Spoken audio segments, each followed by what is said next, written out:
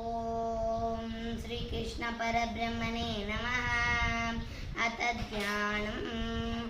ओम पार्थाय प्रतिबोधितां नारायणेन स्वयं व्यासेन ग्रथितां पुराणमुनिना मध्ये महाभारतम् अद्वैतामृतवर्षिणीं भगवतीम् अष्टादशाध्यायिनीम् अम्ब त्वामनुसन्दधामि भगवद्गीते भगवद्वेषिणीम्।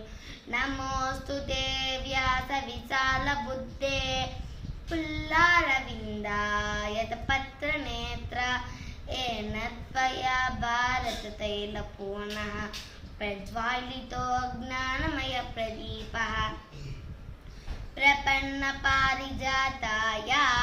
स्तोत्रवैत्रैकपाणये ज्ञानमुद्राय कृष्णाय गीतामृतदुहे नमः। वसुदेवसुतं देवं कंसचाणूरमर्दनं देवकी परमानन्दं कृष्णं वन्दे जगद्गुरुं। कृष्णं वन्दे जगद्गुरुं।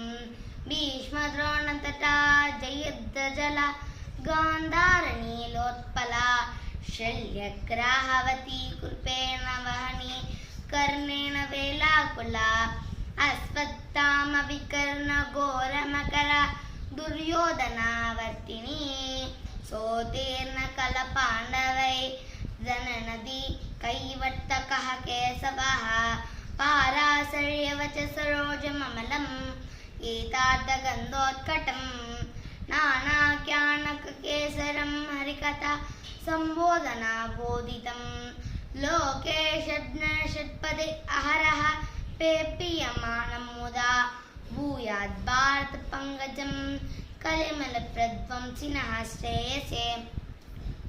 मूकं करोति वाचालं पङ्गुं लङ्घयते गिरिं यत्कृपातमहं वन्दे परमानन्दमाधवं।